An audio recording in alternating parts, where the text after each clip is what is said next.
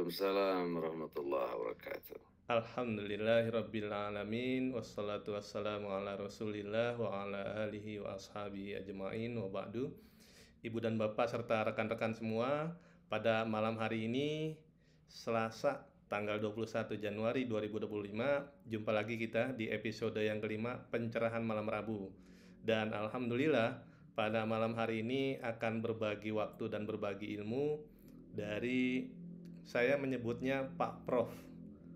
Dr. Andes Muflih Hart Hasbullah MA. Beliau adalah sejarawan dan dosen dari UIN SGD Sunan Gunung Jati Bandung. Saya amat respect kepada beliau karena beliau adalah salah satu tokoh dan salah satu akademisi yang kalau berbicara dan kalau menulis itu sama-sama enak. Kalau berbicara enak didengar, kalau menulis enak dibaca. Dan kemampuan itu agak langka dimiliki oleh banyak tokoh ya. Ada tokoh yang pandai bicara, enak didengar, tapi belum tentu pandai menulis. Ada juga tokoh yang pandai menulis, enak dibaca, tapi belum tentu mendeliverinya pada saat bicara sinkron, enak juga gitu. Dan di antara yang sedikit kemampuan yang langka itu, Pak Prof. Mufli adalah salah satunya. Dan kita akan mendengarkan penjelasan beliau terkait kebakaran di Los Angeles, Amerika Serikat 2 pekan kemarin dan masih berlangsung sampai hari ini. Apa yang sebenarnya terjadi? Dan kita akan dengar penjelasan dari beliau. Alhamdulillah beliau sudah bergabung bersama kita. Assalamualaikum Pak Prof. Waalaikumsalam warahmatullahi wabarakatuh, Pak Sulung. Kumaha damang Pak Prof. Alhamdulillah, kami Alhamdulillah. sehat-sehat saja. Hatur nuhun pisan untuk meluangkan waktu dan ilmunya ini Pak Prof. Ketemu lagi kita Ya, malam sama-sama ini. kita berbagi ilmu lah, ya saling mengisi dan saling melengkapi, saling belajar, apa yang paling penting tuh. Alhamdulillah, barangkali Pak Prof ingin menyapa para pemirsa di YouTube, di Facebook. Ya, Assalamualaikum warahmatullahi wabarakatuh buat semua yang hadir di online ini, di Google Meet ini ya, baik yang hadir di sekarang ini di Google Meet atau yang di Facebook atau yang di yang di YouTube. Mudah-mudahan ketangkap semua gambar dan suaranya dengan bagus untuk kita ngobrol bersama lah, memperdalam makna dari peristiwa yang sekarang lagi mengglobal menjadi perhatian dunia, yaitu tentang kebakaran di Los Angeles itu. Ya, kita ngobrolnya sederhana tapi mudah-mudahan berisi dan ada yang bisa diambil sebagai pelajaran. Amin. Baik Pak Prof, sudah tidak sabar ini ingin mendapatkan ilmu dan pencerahannya. Waktu dan layar dipersilakan kepada Dr. Andes Mufli Hasbullah MA. Terima kasih Pak Sulung, seorang aktivis yang luar biasa ya, aktivis muda yang semangatnya luar biasa. Saya kenal beberapa waktu yang lalu ya, sudah bertahun-tahun, tapi saya menemukan Pak Sulung ini luar biasa, aktivis yang sangat selalu semangat ya dalam gerakan-gerakan yang buat kehidupan kita berusaha lebih baik gitu. Ya, termasuk di kelompok rekanan ya, berusaha menggolkan calon pemimpin yang terbaik gitu menurut sebagian masyarakat, yaitu pada Anies Baswedan dulu. Tapi hasilnya belum waktunya, Tuhan menghendaki lain, dan alhamdulillah semua pemimpin yang terpilih adalah yang terbaik gitu ya. Prabowo juga tentu saja jauh lebih baik dari Jokowi. Mungkin 11-12 dengan Pak Anies Baswedan cuma beda karakter aja mungkin. Pak Anies Baswedan lebih kepada karakter akademisi yang menonjolnya, bukan mentalitas birokrat ya, dan pejabat. Kalau Prabowo seorang militer, seorang patriot ya, yang juga sama seorang nasionalis yang sangat kuat ya, yang mudah-mudahan bisa membawa Indonesia lebih baik lagi ke depan lah. Itu harapan kita bersama. Ya, dalam kesempatan ngobrol santai kita kali ini, kita akan membahas ya, membicarakan secara sederhana sebetulnya apa yang perlu kita lakukan ya, atau sikap apa yang perlu kita kembangkan, yang kita ambil ya, terkait sekarang ini masalah global yang sangat menarik perhatian dunia, termasuk seluruh masyarakat Indonesia karena dipopulerkan oleh internet ya, oleh media sosial, sehingga Semua orang di seluruh dunia dalam dunia global ini, dari pelosok desa, di kampung-kampung, di pegunungan, di daerah-daerah terpencil, semuanya bisa menyaksikan peristiwa dunia begitu mudah ya. Mudah, murah, dan gampang hanya melalui HP. Kita bisa mengikuti semua peristiwa yang ada di dunia ini secara cepat gitu ya, secara cepat, efektif, dan langsung bisa kita tonton bersama gitu. Nah, pada malam hari ini saya akan mengajak ngobrol untuk membahas eh, tentang musibah gitu ya. Jadi musibah yang terjadi ya di Los Angeles ini ya, kebakaran dahsyat yang membakar sebuah kota ya. Sebuah kota besar di Amerika, di negara bagian ya, di Los Angelesnya, yang sekarang konon masih terus menyebar dan belum padam ya. Baru 33% itu kejadian peristiwanya bisa dipadamkan. Kemudian masih meluas sampai ke Eaton Kuton apa namanya, sampai meluas ke berbagai daerah. Ada juga video yang menyaksikan ke Washington ya, menyebar terus dengan kecepatan angin yang kurang sampai 80 km per jam. Luar biasa angin Santa Ana itu ya. Itu sangat menghebohkan dunia karena memang peristiwanya di Amerika. Nah, ini yang menarik ya. Amerika sebagai negara dunia, negara besar dunia, sebagai negara adikuasa, yang dunia juga tahu di dalam krisis kemanusiaan di Israel, di Gaza, dia malah pendukung Israel. Nah, ini menariknya ya. Amerika itu banyak catatan lah. Jadi kalau saya lihat sekarang masyarakat dunia ya, agak susah kalau menyimpulkan berapa angkanya, tapi kalau kita lihat di Indonesia itu mungkin 90% atau 90% itu semuanya bergembira. Ini sebuah anomali sebetulnya, ada musibah yang sangat besar. Tapi masyarakat Indonesia secara mayoritas itu bergembira, menyambut senang dengan apa yang terjadi di Amerika itu, ya, kebakaran kota itu.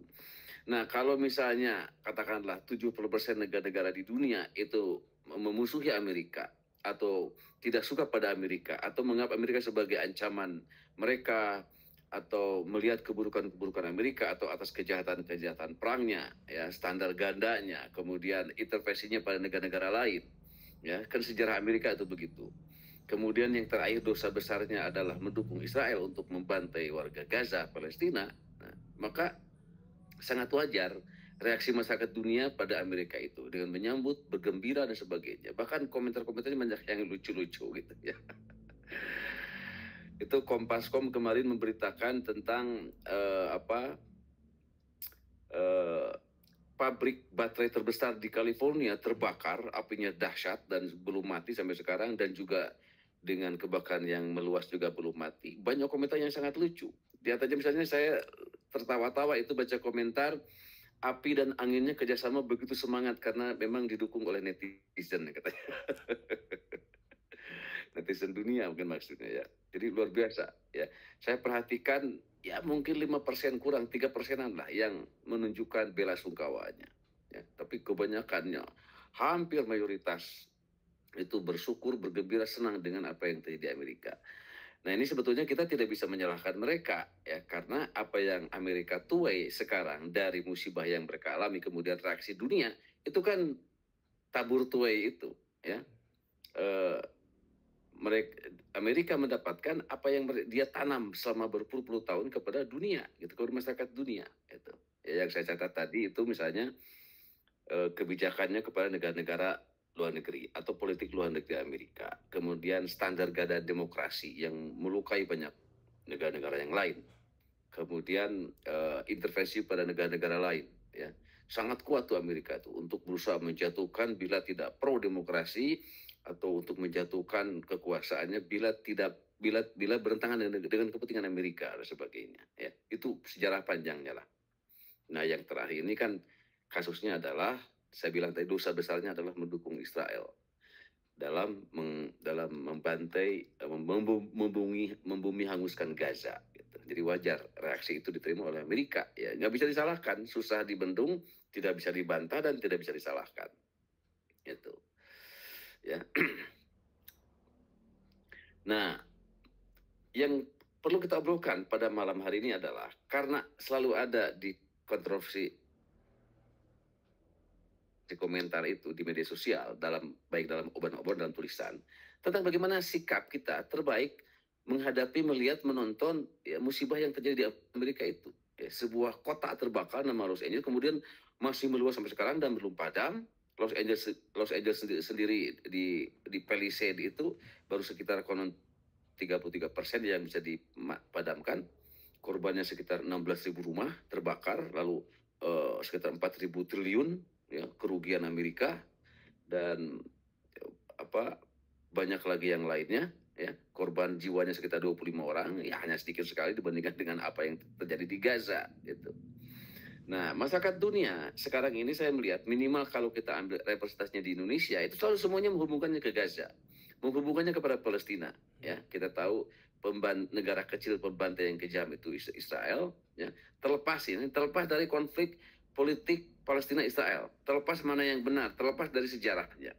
Tapi pembantaian yang sangat tidak manusiawi itu yang membumi hanguskan wilayah ya, dan terakhir itu Gaza. Kemudian membunuh bayi-bayi, anak kecil, perempuan, orang tua yang tidak berdosa, warga biasa, tentu saja mengundang simpati dunia kan gitu untuk pro Palestina. Makanya kemudian muncul ada gium lah, satu kalimat ya, yang ini cukup viral, bahwa untuk simpati pada Palestina tidak perlu menjadi muslim, tapi cukup menjadi manusia, kan begitu. Itu menunjukkan bahwa simpati kepada Palestina tidak ada hubungan dengan agama dan tidak perlu dihubungkan dengan agama, karena yang terjadi di Palestina itu adalah masalah kemanusiaan, pembantaian etnis gitu ya, massacre, pembantaian massal gitu ya, seperti yang terjadi di Rohingya juga gitu. Apalagi di Palestina memang sudah puluhan tahun. Kan itu tuh dasar sikap masyarakat ini terhadap Amerika itu. Oke, terlepas itu adalah, nah sekarang terjadi di luar dugaan kita ya pada tanggal 7 Januari 2025 ya. Kemudian Los Angeles di bagian negara Amerika yang sangat terkenal ya, sebagai surganya Amerika lah, itu California, terbakar dengan begitu dahsyatnya ya. Apinya sangat luas, kemudian ditiup angin sangat kencang, angin Santana itu, yang konon sampai 40-80 mil kecepatannya, bayangkan. Meniup api yang sangat panas, kemudian ditiup oleh angin yang sangat kencang, sehingga sangat sulit diatasi. Walaupun sekarang sudah ada usaha-usaha pemadaman, tapi kan dunia mengabarkan semua media belum padam, belum selesai, masih meluas, dan masih potensial untuk masih berkembang ke wilayah-wilayah lainnya gitu. Nah, tentu saja di situ ada tragedi kemanusiaan. Walaupun saya bilang tadi jumlah korbannya masih sangat sedikit. Ya. Kemudian sebetulnya apapun ya yang namanya kebakaran sebuah kota tentu saja itu adalah musibah besar ya, sebuah bangsa gitu. Yang karena Amerika negara kaya, maka kerugiannya pun sangat besar. Persoalannya adalah bagaimana sikap atau kita menyikapi ya atau melihat sebuah musibah terjadi pada sebuah peristiwa, pada seseorang, pada masyarakat atau bangsa, kan begitu. Nah, ini ingin saya bagi pikiran, ya, berbagi ilmu.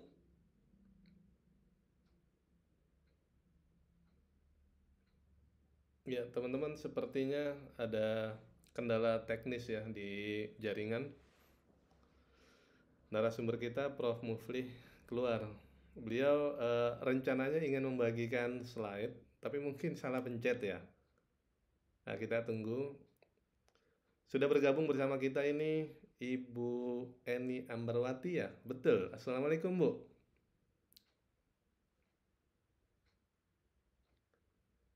Assalamualaikum Ibu Eni Ambarwati. Waalaikumsalam, Mas Ulung. Pripun kabaripun, Bu? Alhamdulillah sehat. Alhamdulillah. Gimana Mas Ulung, sehat? Alhamdulillah ya Rabbil Alamin, apik-apik, Bu. Ini lagi nggak ini, Bu? Lagi nggak sibuk di dapur nih? Enggak, alhamdulillah. Ini sini hujan ya? Mas. Hujan deras. Betul, merata Bu dari sejak pagi ya, sepanjang hari ya? Dari sore, siang. Tadi sama petir, tapi sekarang alhamdulillah petir sudah tidak ada, tapi masih hujan. Di Bandung ini sejak pagi, Bu. Jadi tadi berangkat antar anak sekolah gitu. Udah apa namanya? Udah hujan deras. Mudah-mudahan misalnya membawa berkah untuk semuanya. Amin, amin, amin, amin. Di sana jauh dari banjir, Bu ya? Alhamdulillah.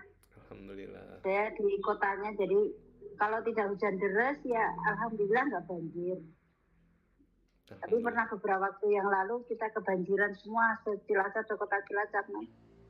Itu banjir dari mana, Bu? Pesisir atau dari sungai? Bukan, dari hujan.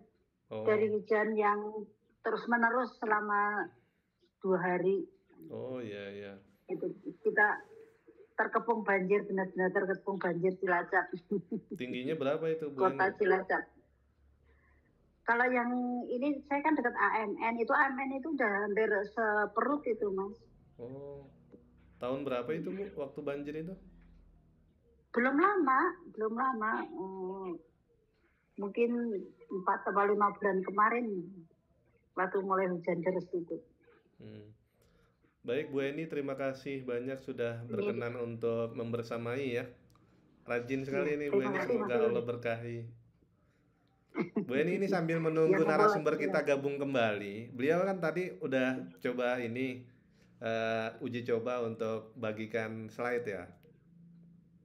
Ya, tapi sepertinya salah pencet karena berdekatan kan, jadi keluar, atau mungkin karena kendala koneksi ya. Nah, mohon Bu Eni, beliau sudah bergabung kembali. Alhamdulillah. Sudah gabung. Pak Prof, salah pencet atau gimana? Ya. Salah pencet atau gimana? Tadi hilang sebentar ya. Ini apa namanya? Ini WiFi saya mati. Oh. Masih connect ke WiFi. Barusan saya tanya ke anak saya kalau WiFi-nya mati tapi nyambung ke WiFi, si HP itu mengutamakan WiFi yang mati itu. Makanya tiba-tiba mati, saya heran. Nah, WiFi sekarang udah saya matikan. Lalu kita lanjut lagi. Baik, Pak Prof. Di luar dugaan ini. Pak Sulung, boleh tahu berapa orang yang hadir nih? Ini ada Ibu Eni Ambarwati dari Cilacap, Pak Prof. Barangkali ingin bertegur sapa. Assalamualaikum, Prof. Waalaikumsalam, Ibu Eni ya, Cilacap. Cilacapnya Cilacap Jawa atau Sunda, Bu? Saya Jawa, Prof. Oh, saya Jawa, di kotanya. Iya. Oh, kotanya. Iya. Dekat Tepatnya. Oh, gitu ya. Kita lanjut ya. Kalau di musim digital media sosial begini nggak penting yang hadir itu berapa, yang penting nanti videonya di upload ke YouTube atau ke media sosial sehingga sedang streaming ini Pak Prof di YouTube dan di Facebook. Oh ya gitu ya. Oke. Mana tadi sebentar. Pak Prof ini tampak seperti ini ya, ulama Al-Azhari itu ya, Kairo. Atasnya merah, terus sampingnya putih. Ini kan, ini apa namanya? Mana tadi itu saya nyimpan file? Bentar. Ini boleh minta tolong rotasinya seperti yang tadi, Pak Prof? Iya, ini saya lagi cari file yang tadi. Bentar dulu.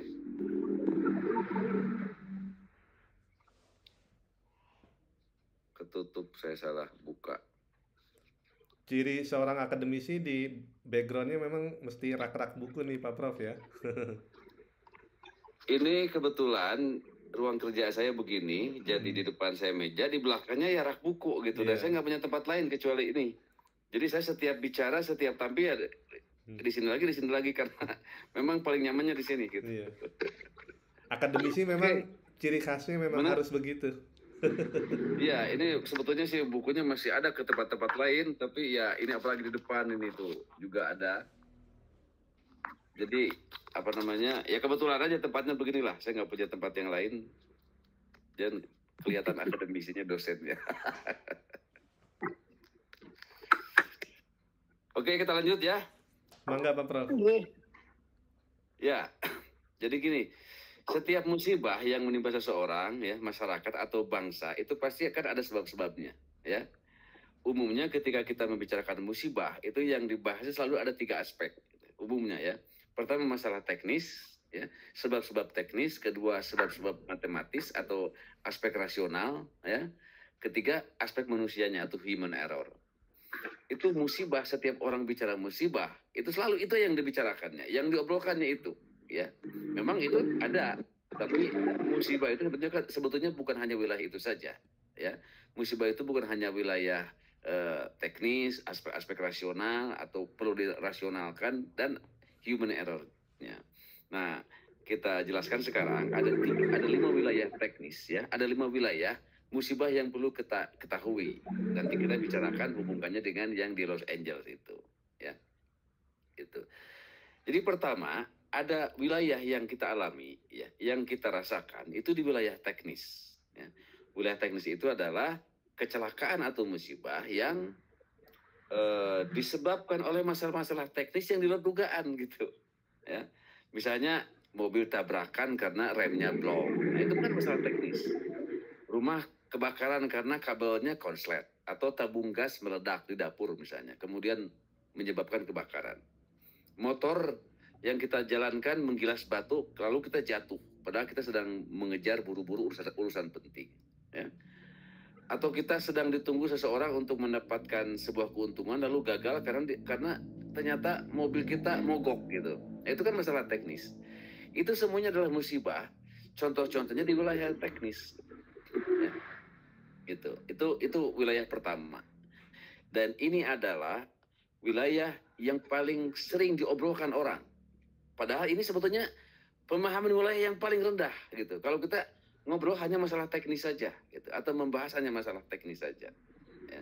Jadi masalah teknis itu ada, tapi ini hal yang sangat kecil maknanya dan nilainya dalam sebuah musibah kecelakaan yang terjadi, apa pada pribadi, masyarakat atau bangsa gitu. Ya. Itu pertama, yang ada pada kita sebagai sebuah fakta, gitu, ya. Yang kedua, ada wilayah musibah itu di wilayah matematis. Wilayah matematis itu apa? Wilayah kecelakaan atau musibah yang terjadi karena salah perhitungan atau miskalkulasi. Misalnya kita pergi ke sebuah tempat yang jauh untuk menjemput sebuah rezeki, katakanlah. Lalu gagal karena datang terlambat karena jalanan macet. Nah, kemacetannya itu di luar hitungan kita, ya, di luar kalkulasi kita. Akhirnya menjadi miskalkulasi. Rezeki yang kita harapkan pun akhirnya kandas. Rumah kita ambruk misalnya karena longsor ambruk, ya. Padahal waktu membangunnya kita sudah hitung, ya, itu kuat dan aman dan bukan wilayah longsor. Kita gagal dalam ujian karena di luar dugaan soalnya sangat sulit. Nah, itu kan miskalkulasi, salah perhitungan. Atau kita rugi besar dalam sebuah bisnis karena salah perhitungan tentang usaha yang kita jalani. Tidak cocok dengan kita, bukan bidang kita. Atau kita salah milih partner dalam bisnis. Akhirnya kita ketipu misalnya. Orang yang tampaknya baik-baik ternyata jahat. Orang dipercaya ternyata membawa kabur modal bisnis, ya, atau dan sebagainya. Nah, itu kan kita miskalkulasi wilayah, kita mengalami musibah, ya, kecelakaan karena kita salah perhitungan gitu. Atau kalau di jalan, misalnya di jalan tol, di jalan raya, kita salah perhitungan ketika akan menyusul mobil yang di depan, ya, sudah kita hitung, lalu ternyata di luar dugaan, ya, tidak ada kendaraan yang tidak terlihat, atau misalnya ternyata jalannya sempit, menyempit, atau apalah, atau jalannya licin. Jadi itu semuanya di luar perhitungan rasional kita. Jadi faktor matematis adalah wilayah manusianya yang disebut dengan human error itu. Nah, ini wilayah kedua. Di dalam kehidupan kita menghadapi musibah atau mengkategorisasi musibah. Nah, ini banyak sekali dan ini ada dalam kehidupan, ya. Sebuah wilayah terjadi karena faktor-faktor sebuah musibah, maksud saya, terjadi karena wilayah itu adanya di wilayah matematis. Salah perhitungan, salah kalkulasi, dan itu kita sering alami. Itu enggak? Nah, ini, ya. Nanti kita lihat kebakaran di Amerika itu, di Los Angeles itu, ya, di California itu wilayah yang mana. Nah, ini maksudnya nanti, ya. Hubungannya dengan kepada ketepatan atau akurasi reaksi kita terhadap kebakaran itu, menyikapi kebakaran besar, ya, yang membakar sebuah kota itu. Nah, yang ketiga, ada lagi wilayah kecelakaan lain, wilayah musibah lain yang disebut dengan wilayah historis. Gitu. Wilayah historis adalah wilayah di mana kecelakaan dan musibah di situ sering terjadi karena secara historis ya di tempat itu memang sering terjadi kecelakaan gitu. Di tempat itu sering terjadi musibah. Catatan sejarahnya begitu panjang. Dari dulu tempat itu mah ya tempat kecelakaan gitu. Nah, wilayah historis itu biasanya pertama misalnya kalau jalan nih belokan tajam, turunan yang curam, atau daerah rawan tabrakan, ya. Itu kalau di Jawa Barat ya kita mengenal ada tanjakan Emen di Subang ya. Nah itu wilayah historis. Dari dulu sering terjadi kecelakaan di situ, apakah mobil terguling atau mogok tidak bisa naik lagi karena tanjakannya sangat panjang, banyak mobil tidak kuat gitu ya. Atau apalah ada cerita mistis yang tersebar di masyarakat bahwa di situ ada makhluk apa yang mengganggu gitu ya, apa jin atau apa. Mohon izin, Prof. Mohon izin Bu Eni, boleh minta tolong sementara di mute dulu? Ya, terima kasih Bu Eni. Iya, dari tadi ada suaranya ya. Nah itu ya, tanjakan Emen di Subang itu adalah wilayah historis. Tempat di mana secara historis sering terjadi kecelakaan. Gitu. Atau di Jawa Tengah itu apa namanya hutan Alas apa? Alas Roban. Nah itu juga sering sering terjadi kecelakaan di situ dan secara historis orang tahu di situ adalah sejarah kecelakaan sering terjadi. Ya. Atau rumah kita ambruk karena kita misalnya membangun di daerah yang secara historis sering gempa dan longsor. Di situ sering gempa dan longsor tapi orang membangun rumah di situ. Nah itu kecelakaannya adalah wilayah di wilayah historis. Itu. Ya. Kalau di Bandung mungkin Bandung Selatan ya, daerah Pangalengan, bukan Pangalengan Bale Endah tuh. Udah itu setiap tahun musim hujan besar pasti banjir tuh Bandung Selatan itu. Itu wilayah historis gitu. Sampai orang terendam rumah itu udah biasa gitu. Ya. Dan kebanyakan orang tidak mau pindah karena memang pindah rumah bukan masalah sederhana gitu. Jadi di wilayah ketiga dalam kehidupan ini ada wilayah kecelakaan atau musibah itu di wilayah historis. Nah ini kategori ini ya. Karena seringnya terjadi kecelakaan ya sehingga menjadi sejarah gitu. Nah di wilayah keempat ada lagi wilayah kecelakaan atau musibah itu di wilayah geografis. Apa itu geografis? Wilayah kecelakaan atau musibah karena tempatnya memang berbahaya gitu. Itu biasanya faktor alam. Di wilayah historis itu lebih disebabkan oleh catatan sering terjadinya kecelakaan di situ. Jadi di faktor geografis ya tidak banyak kecelakaan, tapi kondisi alamnya mendukung atau mengundang musibah itu dan bahaya. Misalnya pesawat terbang di pegunungan yang tinggi, jatuh misalnya, ya karena tidak bisa menahan apalah gitu, ya cuacanya buruk misalnya, lalu kapal jatuh. Nah itu kan celaka karena geografis gunungnya itu. Rumah terendam banjir karena memang berada di dekat sungai yang mudah meluap. Nah, di rumah-rumah yang berada di sungai yang mudah meluap itu wilayah geografis. Jadi namanya apa? Kecelakaannya tidak sering, tidak menjadi catatan historis, tapi ketika kondisi alamnya tidak kondusif, ya banjir besar, rumah pun terbawa arus. Gitu. Ya, nah rumah misalnya di kaki pegunungan, ya yang ditenggelamkan oleh lahar, karena lokasinya di lereng gunung yang aktif, di Gunung Semeru misalnya, ya. Di gunung apa tuh yang aktif di Jawa Tengah itu ya di lereng-lerengnya banyak rumah penduduk. Merapi ya Gunung Merapi gitu ya, banyak perumahan di lereng gunung padahal gunungnya aktif. Itu wilayah geografis. Semestinya kita atau orang itu tidak membangun rumah di tempat-tempat yang secara geografis bisa mengundang musibah atau celaka. Nah itu ya itu geografis. Beda aja saya lagi kalau wilayah historis sering terjadi karena di situ catatannya banyak, sering terjadi di situ, kecelakaan terjadi. Tapi kalau wilayah geografis oleh faktor alam, kecelakaannya tidak banyak, tapi wilayah alamnya itu mengundang musibah dan kecelakaan terjadi. Nah ini ya wilayah geografis, wilayah kecelakaan dan musibah yang lain. Nah yang terakhir Ini yang sangat penting. Ini yang ingin saya garis bawahi. Ini yang ingin saya tekankan adalah wilayah simbolis, gitu. Ya, wilayah simbolis itu adalah musibah, kecelakaan sebagai simbol teguran, sebagai peringatan, ya, lebih sebagai teguran karena misalnya lalai, kita tidak taat aturan atau melanggar hukum atau melanggar pelanggaran syariat agama, ya, karena telah menyakiti orang, karena kedurhakaan massal sebuah masyarakat, tempat, kota misalnya, lalu ada musibah, ada kecelakaan, karena kesombongan dan seterusnya. Nah, ini wilayah yang sepatutnya difikirkan, direnungkan oleh semua orang, siapa saja, kalau mau menemukan musibah atau kecelakaan itu menjadi bermakna, ada pelajaran. Nah, ini di wilayah simbolis. Wilayah simbolis ini bisa di wilayah 4 yang tadi atau tidak. Yang penting kecelakaannya menjadi pelajaran, musibahnya menjadi pelajaran, gitu. Ya. Contoh kecil, misalnya pada pribadi, kita dihina orang. Mungkin itu simbol teguran, karena kita mungkin pernah atau sering menghina orang juga. Gitu. Motor kita mogok di jalan, dan kita mendorong jauh sampai letih sekali. Itu mungkin teguran atas kelalaian, karena kita tidak memperhatikan bahan bakar, ternyata habis di jalan. Padahal pom bensin jauh. Itu kan musibah kecil. Akibat dari kita tidak memperhatikan kondisi kendaraan sebelum kita pergi. Itu kan kelalaian. Maka hukumannya adalah mogok. Ya, mendorong capek jauh.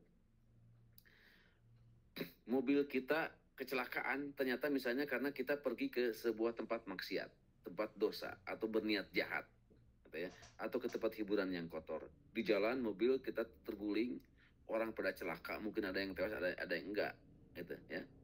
Nah, itu reaksi melihat peristiwa seperti itu adalah simbol, gitu. Pantas ya, kita untung masih hidup.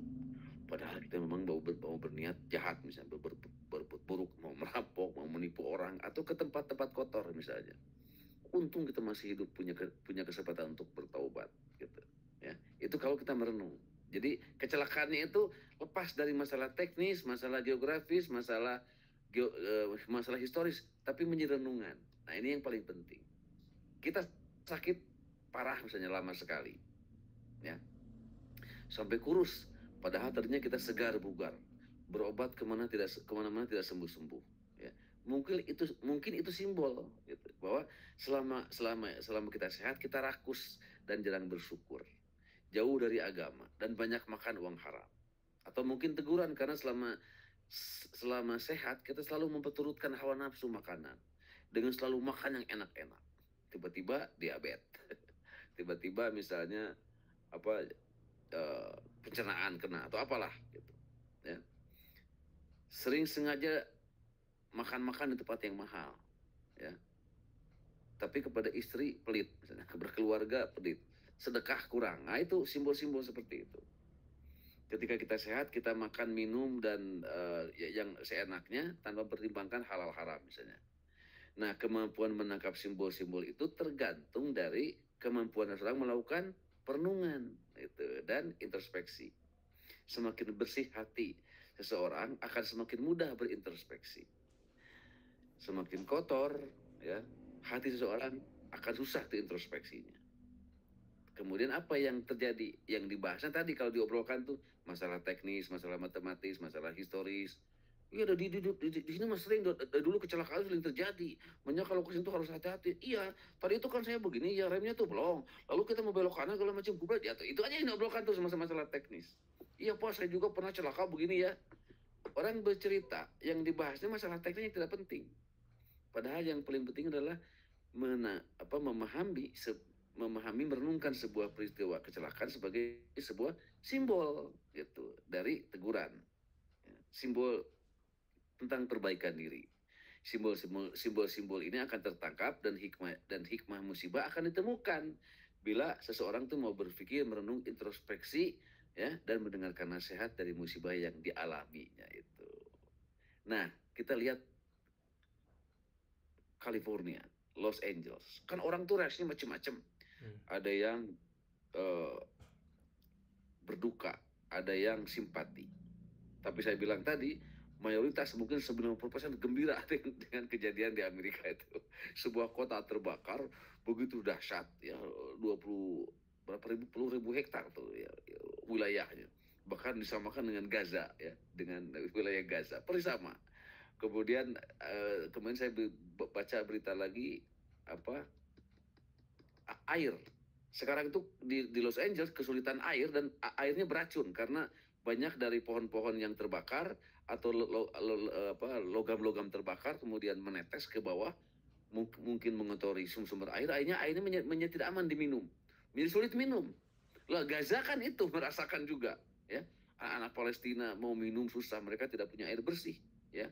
Orang Israel menyuling air laut menjadi bersih, orang Palestina kan tidak punya dana, tidak punya alat teknologi untuk itu. Mereka menyedihkan sekali, minumnya dari tetesan-tetesan sisa dari barang, dari daun-daun, dari barang lah ya, dari pemberian. Luar biasa, penderitaan minum saja susah. Nah sekarang dialami juga oleh sebagian masyarakat Amerika yang di Los Angeles, konon katanya begitu. Nah kembali ke yang tadi, sebetulnya apa yang terjadi dengan kebakaran Los Angeles itu? Nah dilihat yang 5 tadi itu bisa dibahas, teknis bisa ya, kemudian matematis bisa dijelaskan, ada kesalahan matematis apa, salah perhitungan. Historis ada sebagian yang menjelaskan bahwa wilayah California memang sering kebakaran, tapi kan tidak teramat sering. Mungkin ketika sedang musim kemarau gitu ya, kemudian ada angin bertiup, kebakaran, dan tidak besar. Tapi kalau ini kan betul-betul dahsyat, suatu kota terbakar itu luar biasa, dan wilayahnya sama dengan Gaza. Ya. Kemudian apalagi? Geografis. Nah ini geografis ya, geografis jelas. Palisade atau California itu wilayah surga ya, tempat bisnis, tempat hiburan dunia, tempat orang itu membuang uang, mau kesenangan yang luar biasa di situ. Surga di antara surganya Amerika lah, di California itu. Nah sekarang kan menjadi puing-puing yang hancur lebur karena api, dibakar oleh api yang sangat panas. Jadi geografis tidak, itu bukan wilayah kecelakaan. Nah jadi apa yang paling tepat ya, melihat, membaca, merenungkan peristiwa kebakaran di Los Angeles. Simbolis, nggak ada lagi. Gitu. Simbolis. Nah simbol ini dihubungkan dengan sejarah Amerika. Pertama ya, intervensi Amerika ke berbagai negara dari dulu, dari tahun 80-an 90-an ketika Amerika berada di puncak kekuasaannya sebagai negara adikuasa, sebagai superpower ya. Ke Kuba, kan ke Amerika Selatan, ke Chili, kemudian ke negara-negara Asia Tenggara. Dan Indonesia juga sama, terkena pengaruh Amerika pada saat kemerdekaannya. Ada yang membantu, ada yang menggulingkan kekuasaan, ada yang mendramatisir, merekayasa politik sedemikian rupa, termasuk ke Taliban kan gitu di Afghanistan. Irak hancurkan karena Amerika. Tuduhan terhadap rudal Scud kemudian tidak pernah ditemukan, lalu kota Baghdadnya dibom, dihancurkan. Sekitar 150.000 orang tuh korban meninggal di Baghdad yang dihancurkan, diserang oleh Amerika dan sekutunya itu. Kan luar biasa. Sehingga ada yang mengatakan World Trade Center itu yang hanya sekitar 2.000 korban, nggak ada apa-apanya dibandingkan dengan korban di Timur Tengah, korban di Afghanistan, korban di Irak, korban di negara-negara lain yang diintervensi oleh Amerika politiknya. Ya, karena bertentangan anti demokrasi misalnya, karena kekuasaannya otoriter, monarki absolut dan sebagainya. Itu kan menyimpan luka yang lama di masyarakat dunia. Kemudian standar ganda demokrasi. Ke negara dalamnya sendiri sangat demokratis, keluarnya otoriter, kan gitu Amerika itu. Banyak masalah. Dan dunia tidak suka dengan sikap politik luar negeri Amerika itu. Dan di mana-mana ada konflik, di situ pasti ada peranan Amerika. Kan luar biasa. Ya itu memang kekuatan politiknya begitu. Tapi kan banyak juga negara-negara yang merasakan intervensi Amerika ini sebagai sebuah intervensi atas kedaulatan negaranya. Dan yang terakhir adalah ini yang disesalkan dunia, yang dipedihkan dunia, yang dikesalkan oleh dunia, yaitu dukungannya pada Israel membantai Palestina. Ya. Saya itu pernah nulis tuh dari tahun ke tahun itu ya, sumbangan Amerika itu ribuan miliar dolar ya, terhadap Israel. memperkuat senjatanya untuk menghancurkan Gaza. Bayangkan, 191 negara mendukung kemerdekaan Palestina, Amerika tidak setuju. Kemudian senjata di belakang Israel kan Amerika yang paling kuatnya. Ya Yahudi, Pak. Biasalah negara dari dulu namanya politik Amerika tidak pernah lepas dari pengaruh Yahudi. Bahkan kita mendengar seluruh presiden Amerika yang terpilih harus restu dari kelompok elit Yahudinya. Kalau enggak bisa masalah, tidak jadi atau mungkin dibunuh. Gitu. Kan gitu. Jadi memang Amerika dengan Israel tidak bisa dipisahkan secara politik. Tapi ketika kemanusiaan diabaikan, ya, ketika kejahatan divalidasikan, disahkan, didukung, rasa kasihan terhadap pembantaian warga sipil di Palestina, bahkan bayi anak-anak mati 20.000 orang, 25.000 orang. Tidak ada rasa kasihan sedikit pun kan. Manusia semacam apa?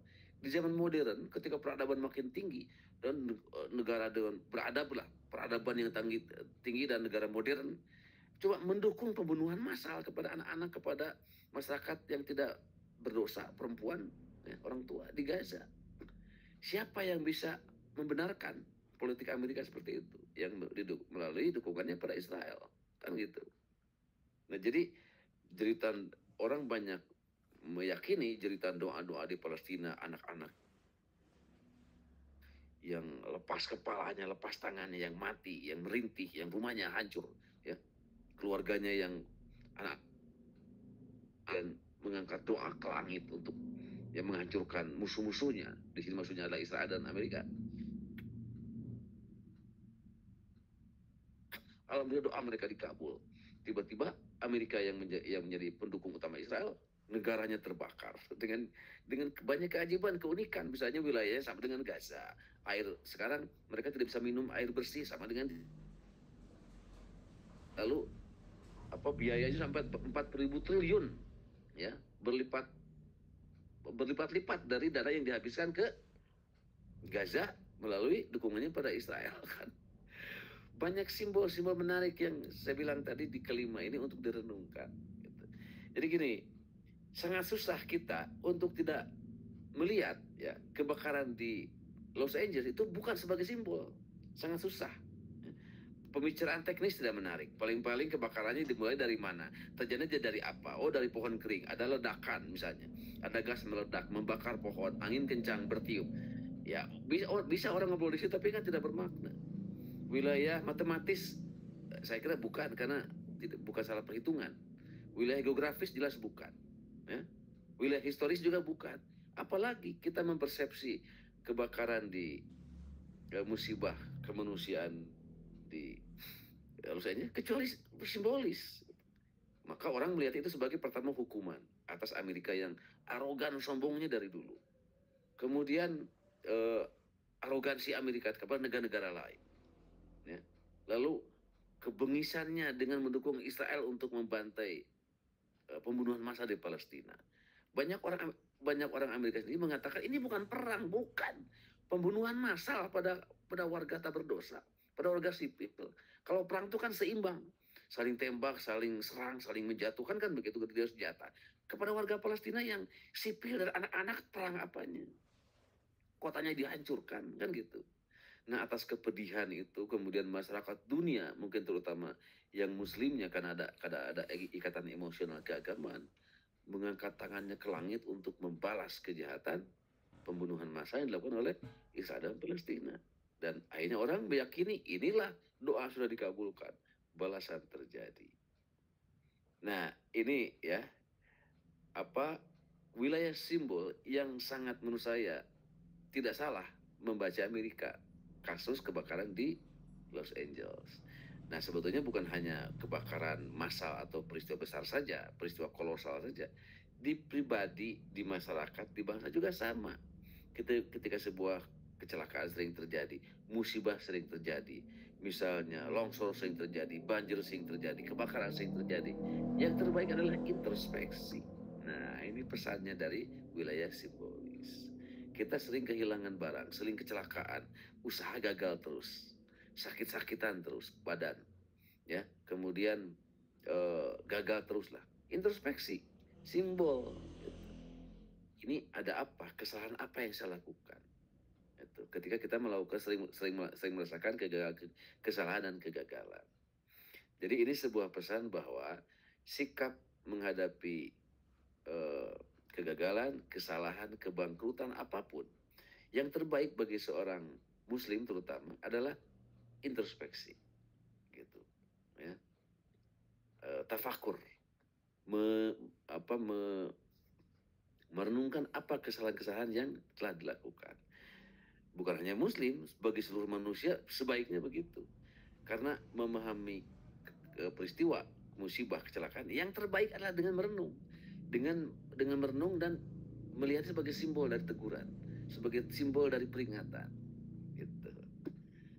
Itu ya 5 wilayah tentang musibah, tentang kecelakaan. Dan yang terakhir adalah simbolis, yang menurut saya ini pas lah dan tidak bisa disalahkan ketika orang membaca bahwa apa yang terjadi pada kebakaran di Los Angeles itu orang melihat sebagai simbol. Ini simbol hukuman Tuhan pada Amerika, simbol pada arogansi Amerika. Apalagi kan memang triggernya adalah si Trump mengatakan akan menerakakan, membuat Timur menjadi neraka. Kalau nanti saya dilantik dan Hamas belum kembali, akan saya buat itu Timur Tengah sebagai neraka. Kan luar biasa itu arogansinya, kesombongan seolah-olah dunia ini milik dia, gitu. Ya. Lalu si James Wood itu, ya, tidak ada no ceasefire, no compromise, no forgiveness, tidak ada gencatan senjata, tidak ada memaafkan, tidak ada kompromi dan tidak ada pengampunan. Kill them all, itu yang paling jahatnya luar biasa, bunuh mereka semuanya. Kan tentu saja orang yang nggak perlu agama, nggak perlu Muslim lah, kan membaca kalimat itu orang semuanya sakit hati, gitu. Ya, nah ini kemudian ternyata orang bergembira Allah yang turun tangan, karena kan begini, seseorang, masyarakat, bangsa, kalau dia mengalami musibah, ujian yang berat sudah di luar kesanggupannya, serahkan kepada Tuhan. Nah, itu sudah Tuhan itu yang berurusan, gitu. Nah, Tuhan yang melakukan pembalasannya. Itu sudah urusan Tuhan.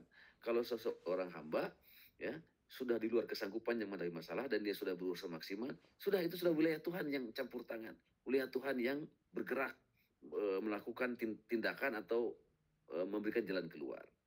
Jadi Amerika, apa salahnya kalau itu dikatakan sebagai Tuhan turun tangan, Tuhan membalas kesombongan Amerika, Tuhan membalas sakit hatinya orang Gaza, puluhan ribu dari dulu.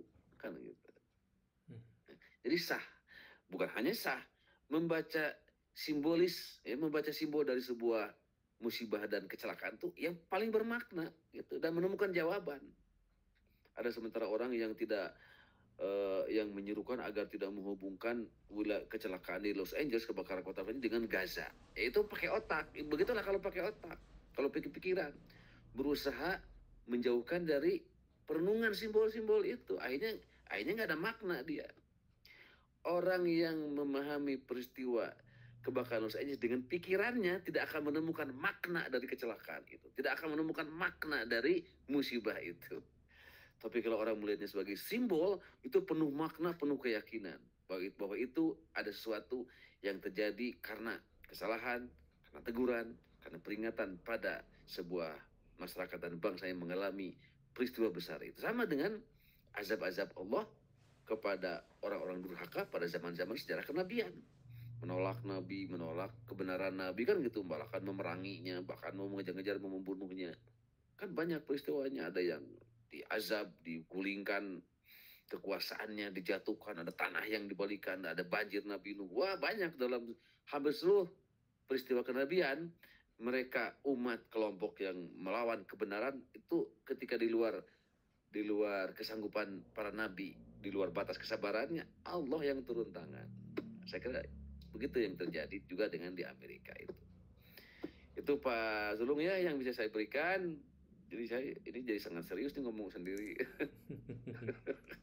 Saya inginnya ngobrol santai, sebetulnya ada yang menyangga, ada yang menyela, ada yang nanya di tengah-tengah itu ya, menambah penjelasan saya atau mengkoreksi atau bertanya apa ini. Tapi karena tidak ada, nggak apa-apa lah. Yang penting bermanfaat saja, dan mungkin pertanyaannya atau pendalamannya mungkin setelah ini atau nanti mungkin di komentar-komentar video ini. Sakitu Ya, hatur nuhun. Terima kasih Pak Sulung. Mangga. alhamdulillahirobbilalamin, hatur nuhun pisan Pak Prof Mufli. Ini daging semua nih Pak Prof. Ini teman-teman ya pemirsa. Jadi salah satu yang saya cermati dari penjelasan-penjelasan Pak Prof Mufli itu, seringkali beliau pada saat menyampaikan materi selalu punya anchoring, dan anchoringnya itu selalu berrima, punya rima gitu yang sama. Dan dalam menyikapi musibah, beliau bagi ke dalam 5 hal kan. Pertama, disikapi dari sudut pandang teknis, belakangnya is tuh. Terus yang kedua, matematis, is lagi. Kemudian yang ketiga, historis. Kemudian yang keempat, geografis. Dan yang terakhir, simbolis. Dan dalam tema pada malam hari ini, kebakaran dahsyat yang terjadi di Los Angeles, Amerika Serikat, apa penjelasannya? Dan beliau menjelaskan dari kelima hal ini lebih masuk akal dikaitkan dengan simbolis sebagai pelajaran hukuman dari Allah atas kesewenang-wenangan dan kelancangan, kesombongan Amerika. Kecongkakan, Dan arogansi Amerika Serikat. ya, meskipun ada juga sebagian pikiran-pikiran yang menganggap agar jangan dikaitkan dengan hal-hal yang seperti itu. Nah, penjelasan dari Pak Prof ini tentu sangat bergizi ya, memberikan kita sebuah pemahaman, pemaknaan, perenungan bahwa segala sesuatu yang terjadi itu memang perlu dikaitkan, nggak ada yang terpisah. Segalanya berhubungan, hanya kita mau tidak untuk menggali, merenung di mana kita menemukan sebuah pemaknaan tersebut dalam istilah Pak Prof tadi, simbolisasi. Nah Pak Prof, kita ada waktu sampai nanti kurang dari 15 menit ya. Barangkali Ibu Eni ingin berdiskusi dengan narasumber kita. Monggo Bu. Bertanya ya boleh. Enggak, terima kasih Mas. Jelas sekali nih, pas. Saya juga merasa ini Amerika ini memang sebuah teguran untuk Amerika dan semua yang dia lakukan, terutama kesombongan. Itu aja Prof. Terima kasih Mas Ulung. Iya Bu, sami-sami Bu. Pak Prof. Hanya komentar aja ya. Iyalah. Pak Prof, seandainya Pak Prof seorang presiden Indonesia dengan punya pikiran yang seperti tadi nih, apa yang ingin Pak Prof sampaikan kepada Presiden Amerika dengan kejadian Los Angeles? Pesan kenegaraan. Ya kan umumnya kan berbelasungkawa kan? Umumnya sebagai bentuk empati, simpati dari seorang pemimpin antar negara. Tapi dengan pemaknaan yang Pak Prof sampaikan, apakah Pak Prof sebagai misalnya nih, kalau kita berimajinasi sebagai presiden, kayaknya gue perlu negor juga nih presiden Amerika, mulai dari Biden, si Trump nih, jangan sengak, jangan sombong, ini loh akibatnya loh. Kira-kira gitu lah. Apa yang ingin Pak Prof sampaikan kira-kira? Ya, ini namanya juga berandai-andai ya. Kalau saya misalnya jadi presiden, ya akan saya sampaikan ketiga-tiganya. Pertama, soal empati ya, soal berduka cita. Ya, akan saya sampaikan sebagai hubungan sesama manusia dan sebagai hubungan sesama kepala negara, kan gitu. Formalitasnya lah.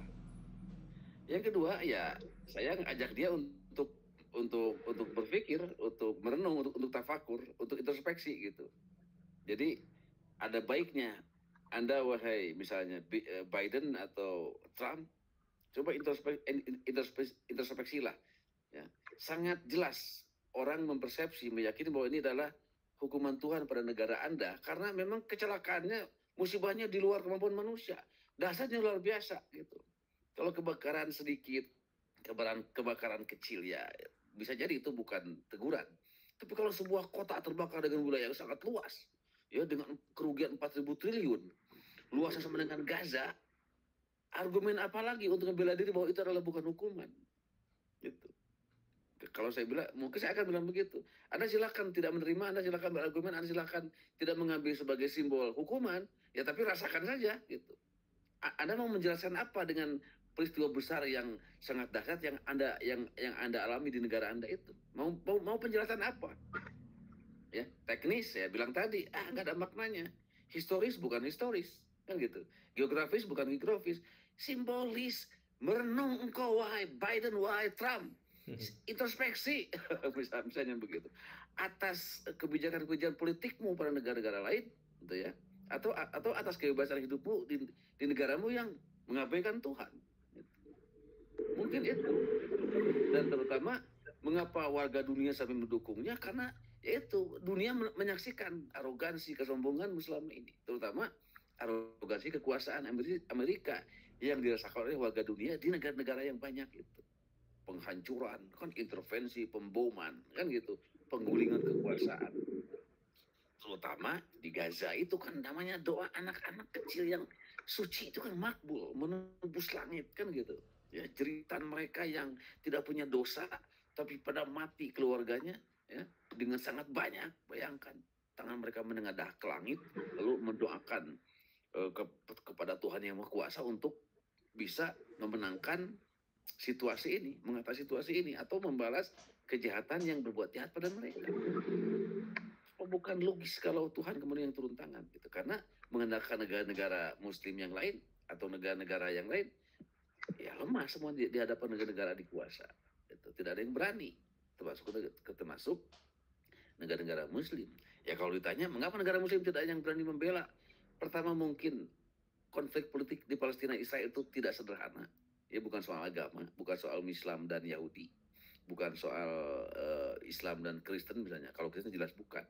Tapi ini kan soal kemanusiaan, soal kejahatan kepada manusia, kan gitu. Yang kedua, karena memang penguasa-penguasa bangsa-bangsa Muslim sekarang semuanya sudah dunia karahiyatul maut, sudah cinta dunia dan takut mati. Apalagi negara-negara Arab, apalagi Arab Saudi. Wah, sudah mengejar-ngejar kesenangan. Sekarang apa yang terjadi? Seluruh negara-negara Arab berlomba-lomba membangun gedung pencakar langit bisa tinggi mungkin, kan gitu, balapan. Seorang semua paluhur-luhur, pajangkung-jangkung. Semuanya apa kecuali dengan untuk kesombongan, ya. Hanya untuk menunjukkan kehebatan ekonomi negaranya masing-masing, tapi nggak ada maknanya, kan gitu. Baik. Ya sudah akhir zaman lah. Sudah akhir zaman dan Rasulullah sudah memprediksi bahwa di antara tanda akhir zaman adalah orang ya berlomba-lomba bermegah-megahan dalam gedung-gedung, kan gitu, dalam gedung-gedung dasar pencakar langit, bahkan bermewah-mewahan dalam membangun masjid, bukan isinya. Ya. Baik Pak Prof, tadi Itulah sempat saya kira. menyinggung tentang ada 190 negara, hampir 200 itu mendukung kemerdekaan Palestina, tapi selalu disliding sama Amerika yang punya hak veto. Kalau Pak Prof sebagai Presiden Indonesia nih, apa yang Pak Prof ingin sampaikan? Dulu kan Pak Soekarno kan keluar dari PBB kan? Nah Ya. ini kan ada negara yang punya hak veto dan hak vetonya nggak digunakan dengan benar. Apa yang ingin Pak Prof sampaikan sebetulnya? Sebagai Ya, presiden, saya kira imajinasinya nih misalnya. sebetulnya gini ya, Prabowo sekarang itu sudah mewakili kepribadian itu, sudah merepresentasikan ya Soekarno, sama jiwanya dengan Soekarno tuh Prabowo itu. Artinya seorang nasionalis patriotis gitu. Dan Prabowo kan memang pembelaannya pada Palestina kan sudah lancang dikemukakan dalam forum internasional gitu. Jadi ya sama lah, mengkritik Amerika, kemudian mengecam Amerika, kan begitu. Dan ditunjukkan dengan gabung ke BRICS kemarin ya Pak Prof ya? Iya gitu. Terang-terangan ya. Kemudian yang diiri itu oleh Malaysia gitu. Saya kira kalau soal sikap bagaimana presidennya akan tergantung kepribadiannya. Ya kalau Soekarno kan memang radikal, presiden radikal, dia pemberani, juga pemain politik dunia, politik nasional, di antara pemimpin dunia lah saat itu. Ya kalau misalnya presidennya SBY atau yang lembek-lembek kan tidak akan menyatakan pernyataan yang tajam dan keras. Gitu. Prabowo sekarang sangat mungkin mengatakan, dan dia berani karena dia seorang militer. Gitu. Ya saya juga sama, ya. Ya karena memang sangat logis, apalagi kecuali Amerika harus dikritik, gitu, harus dikecam. Bila terus-terusan dia pro Israel dan mengabaikan hak-hak Palestina. Saya kira begitu. Ya. Pak Prof, kampanye Trump itu kan America First, dahulukan kepentingan Amerika. Apakah mungkin kebijakan yang dilakukan oleh Biden dengan menggelontorkan begitu besar dana untuk Israel itu akan dipotong habis-habisan, Pak Prof? Kan informasi yang kita dapat di berita tuh hari ini, Trump mengusulkan supaya warga Gaza istilahnya apa ya, diajak ke Indonesia gitu. Diadopsi. Itu. Iya, diadopsi oleh Indonesia, diterima di sini. Gitu. Bagaimana Pak Prof penjelasannya? Singkat aja nih boleh Pak Prof. Iya, kalau soal mengutamakan kepentingan negaranya masing-masing ya kan wajar, itu memang harus begitu. Tapi kalau sampai merugikan negara yang lain, apalagi negara harus dibantu karena memang masalah kekurangan penderitaan kemiskinan ini kan menjadi masalah. Jadi nggak benar prinsip begitu. Yang kedua, kalau soal adopsi misalnya jutaan warga Gaza Palestina ke Indonesia, ya bukan instruksi Trump. Harus dari kesadaran Presiden Indonesia, harus dari kesadaran masyarakat Indonesia. Misalnya Prabowo mengumumkan, kalian warga negara bangsaku, kalau kita misalnya ingin menolong Palestina, kira-kira berapa warga negara, berapa orang di Indonesia yang siap mengadopsi anak-anak Palestina? Kan gitu. Kami pemerintah siap mendukung misalnya, ya bahkan membantu keuangan bila ada yang mau mengadopsi anak Palestina yang malang itu. Nah kalau oleh presidennya kan pantas, wajar. Tapi kalau instruksi oleh Biden ya apa urusannya? Ya, dan artinya tidak layak gitu. Dia tidak berhak menginstruksi Indonesia untuk mengadopsi jutaan anak Palestina ke sini misalnya. Ya datangnya bukan dari Amerika, harus dari presiden sendiri atau dari kesadaran negara itu sendiri, baru itu bisa diterima. Itu. Baik, Pak Prof Mufli. Jadi ya, bagaimana? Jadi ini soal datangnya dari mana saja, kira-kira itu. Baik, Pak Prof Mufli, hatur nuhun pisan untuk pencerahannya, untuk waktunya yang sudah bersedia meluangkan di tengah kesibukan hari-hari. Dan Ibu Eni, terima kasih sudah membersamai serta teman-teman, Ibu dan Bapak yang memantau di Facebook maupun di YouTube. Inilah ujung dari diskusi kita pada malam hari ini, pencerahan malam Rabu. Mudah-mudahan bermanfaat apa yang disajikan pada hari ini. Kami izin undur diri, tapi sebelum itu barangkali Pak Prof ingin sampaikan kalimat penutup beberapa detik, Pak Prof.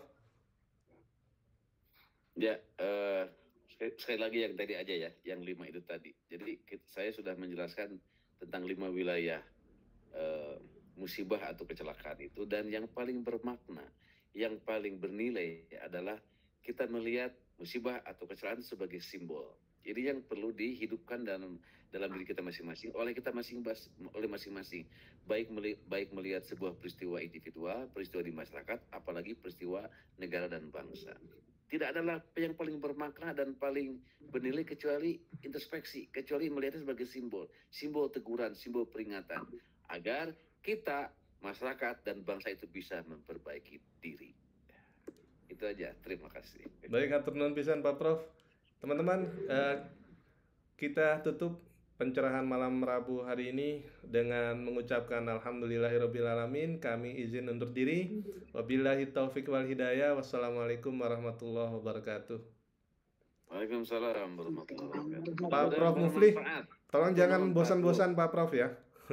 Siap, insya Allah. Namanya berbagi ilmu, saling mengisi, saya senang sekali. Hatur nuhun pisan Pak Prof. Ya. Mohon maaf kalau kurang. Bagaimana? Ya apa tadi? Kalau kurang apa? Mohon maaf kalau ada kurang-kurang dalam memandu acara.